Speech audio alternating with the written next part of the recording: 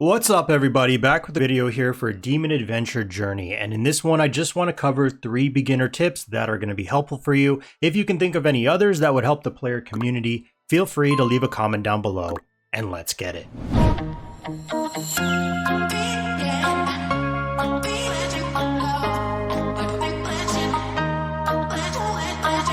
After nearly finishing up my first beginner week on my free-to-play account, you can see if I go to the 7-day target, my day 7 is active right now. Disregard the combat power you see at the top right here. I definitely feel I could be higher by now, but I've just been focusing on my other account at the moment, and now I'm going to swap over to that one. Here we go. With my time played, I feel I can give 3 tips that would have helped me progress faster. So for the first tip I can give you is because there's so many beginner rush challenges in your first week, such as if we go up here to the new server rank, you have your train ranking rush, which has to do with basically your tower pushing. You have your recruitment ranking rush, which has to do with summons. And then you have your all players ranking rush, which has to do with your overall CP of your account. Plus there's going to be other challenges, like if you go into the new server ceremony, sometimes there's these hero challenges that pop up. Stage 1, and it goes all the way up to stage 10. Currently I have not been able to complete this yet. I do have 13 hours left, but it's important to maximize your DPS carry followed up by your other heroes in your team, so that you can get the best ranking rewards possible. Heroes that have like AoE damage, possibly self-sustain like self-heals, skill resets upon enemy defeat are nice. Basically your typical idle gacha early game hero. This is really going to depend on your summon luck or if you're spending for specific hero packs. Just remember though, an easier SSR plus hero to invest into is if you go into the this faction. It's this hero right here. I'm not sure if I'm saying this name right, but Kano. But the reason why this hero is an easier choice is because if you go to your Path of Honor, I think it's around, where is it?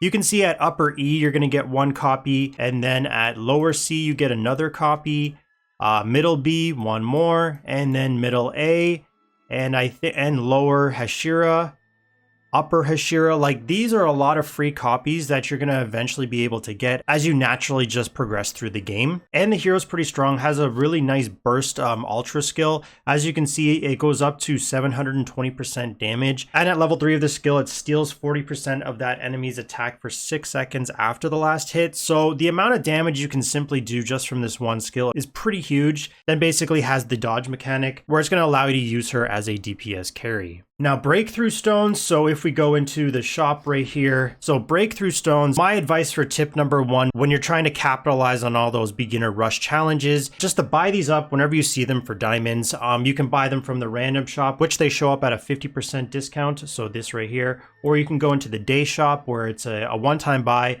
of 60% off. So definitely buy this up every single day. You can also get them from diamond packs. So if we go over here to the campaign, and then we go into the train, go over here to the clearance assistance. You can see there's a bunch of them here, which get unlocked when you beat the corresponding floor. You can see there's all breakthrough stones all the way up to at least floor 500. So these are really good value for your diamonds. You get other rewards as well.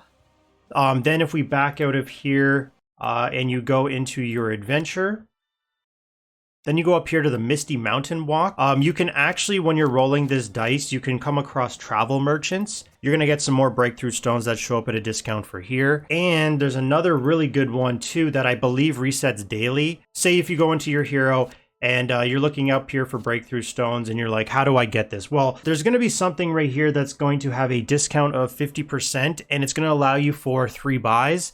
And it's basically 1,500 breakthrough stones for 750 diamonds. It's the same discount price you would get them from the random shop. This is just allowing you another way to get them. I mean, you're always going to need these, but if that's the only resource you're missing for a hero upgrade, you got the hero dupes, you got the hero food, then in my opinion, just get them. I would still advise to have some diamonds on you in case of specific events where you need diamonds to buy event items.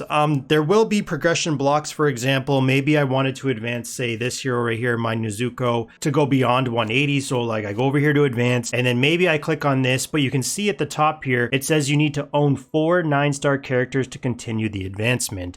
So these are going to be like your progression blocks, and why you're going to need a lot of breakthrough stones, because not only you're going to have to use that for your DPS carry, but you're also going to have to build up your other team as well. This is going to be a necessity all throughout the game, but this is especially needed in your first week to push the content as far as you can. The neat thing with Demon Adventure Journey is there's a few ways to help with hero progression, meaning maybe you made a mistake or maybe you want to reinvest the resources. So say I invested a lot of my resources into this hero right here, Sinjuro. For rank pushing, I just needed more heroes to build up for content, but as I continue to play, I start getting copies of a stronger hero. If you click on Rebirth, there's actually a few options you can go to. So Rebirth essentially is going to be your reset. You can see for 20 diamonds, it is free. I think it depends on how many stars the hero is, but you're going to get back all your gear. You're going to get back your hero XP, your gold, and then obviously your breakthrough stones. But you're not going to get the breakthrough stones that you use to actually advance him in the levels. So you don't get back the hero food, you don't get back the copies. So you still need to be careful with what heroes you invest into, but the game does have multi-team requirements, so at least you can use the hero XP, gold, and breakthrough stones on a stronger hero you have started building and place this one in the resonance system. There is an option for conversion, so if we go over here, for heroes above 7 stars. Now I haven't deep dived into this system, but based off the description, like if you go up here, this would allow you to change over those invested early heroes to stronger pickups of the same faction as you continue playing. It really depends how difficult it is to get those hero conversion stones. If you go over to the hero shop, which is if you go to the main screen, then you go to the store and you go over to the hero shop, you can see right here for 1,000 shop currency, you're going to be able to get 1 conversion stone. You get this shop currency from dismantling heroes. So like make sure if you go back into your heroes, if I go over here to Rebirth, I go over here to retire. Make sure you have this clicked here to auto retire 2-star heroes. That way you're going to be able to build up that shop currency. You can also do 3 stars, but just remember you do use 3 stars to build up your heroes to 5 stars. So you don't want to go too crazy with this. Now, depending on how high the hero is in stars is going to determine how many hero conversion stones you need. You're going to be looking at a lot of these. And just remember, if you click on the description, it says right here that the original 7-star and above hero conversion will disappear. So it looks like this is a permanent swap, and I would only do this if you really needed to. So if we go over to my free-to-play account, say I wanted to get rid of my SSR Zenitsu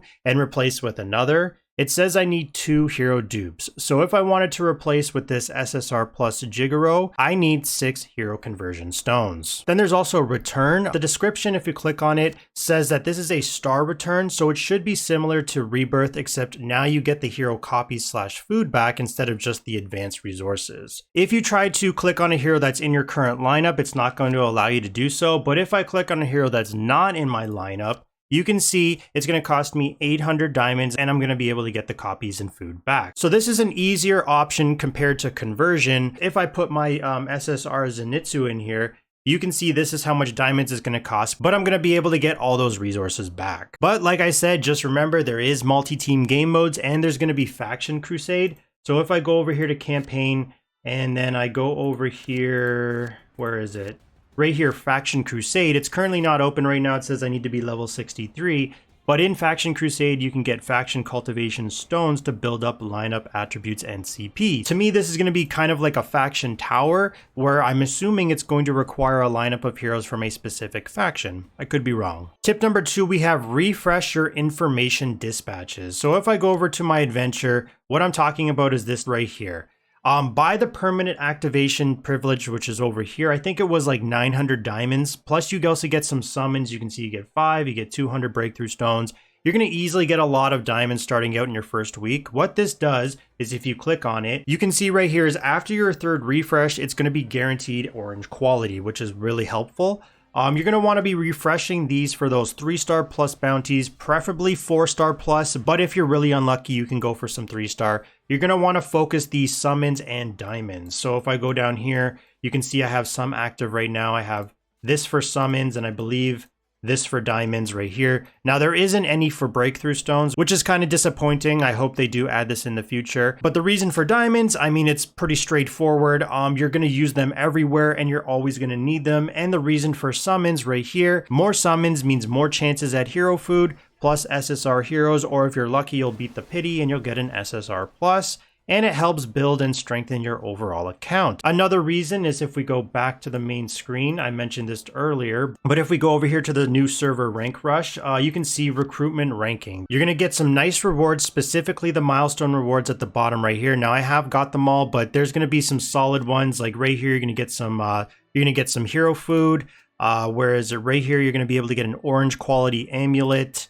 Right here, you're going to be able to get, I'm going to call it rainbow gear, but this is set gear. Very, very strong and a big boost to your hero that you equip it on, especially if you're able to get 2 pieces, because you can see 2-piece activation. You're going to be able to get that skill. This is very handy. And of course, if you get all of them, which is 10,000 points, you're going to be able to get this nice fancy exclusive classics, which is basically when you click on this, most likely your DPS carry, you're going to want to choose that. It's going to allow you to boost up the attributes. Now for the point wise, you're going to see right here, faction summons, you get a lot of points per one summon. It's 200. That is a massive amount. And the reason is because faction summons are quite expensive and they're not easy to get. So this is going to matter if you're a free to play or a spender, because really the daily shop is the only thing that I can see. If you go into the store and then the day shop, daily shop, you can see it's going to cost you 1,000 diamonds just for one faction ticket, and that's at a 50% discount. So yeah, they're quite expensive. I'm just treating this more like an overtime accumulation. I'm not buying these. I'll eventually get the best of the best heroes. But if you go over here to the faction summons, worst case scenario is if you are summoning here, you're going to get food,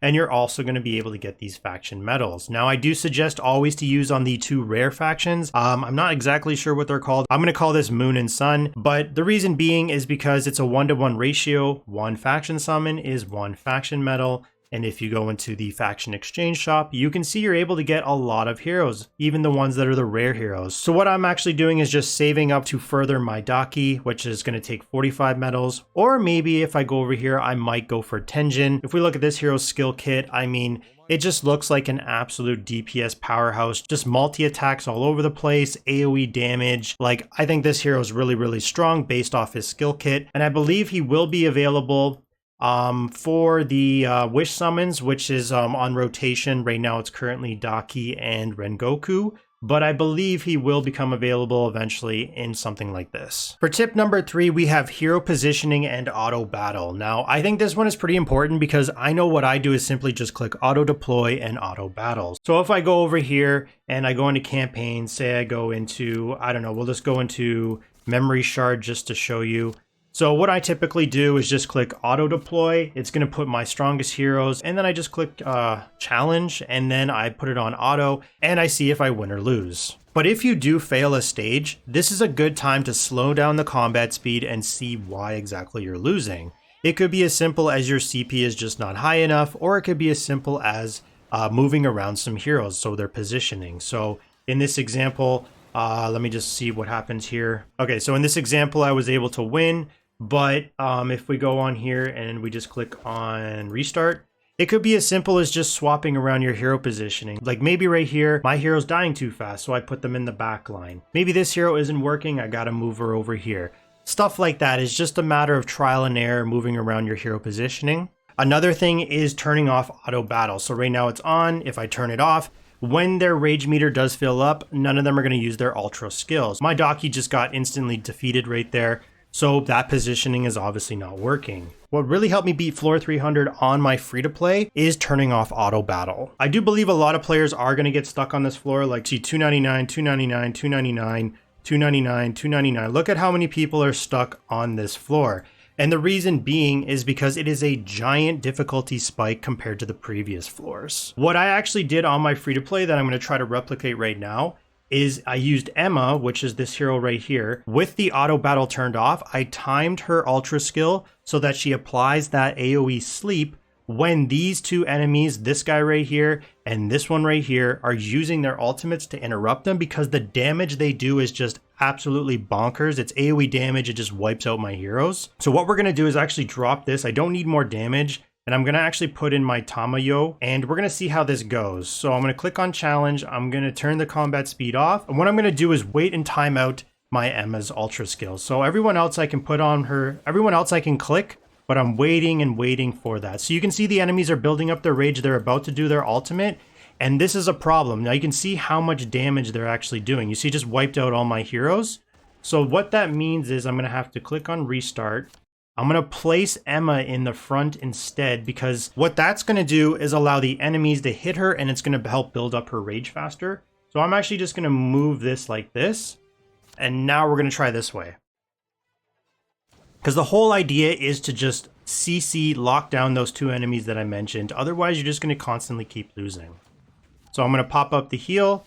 And now you can see Emma is still not building up her rage fast enough. Like, the enemy already has her rage up there. So this is going to be a problem. We're going to have to play around with the positioning until we find the right one where she's building up her rage quick enough. So it looks like after some trial and error that Zenitsu, this guy right here, keeps jumping onto my Tamayo. So I'm actually going to switch this like this and see if this changes anything. So you can see now he's on my Emma, and this should allow her to build up her rage faster, which is what I want. So the enemy is about to use their ultimate, and you can see I'm waiting. I'm going to pass this one, and now they're about to use their ultimate, so I'm going to interrupt it. And I put them to sleep, and now I should be able to put this on auto.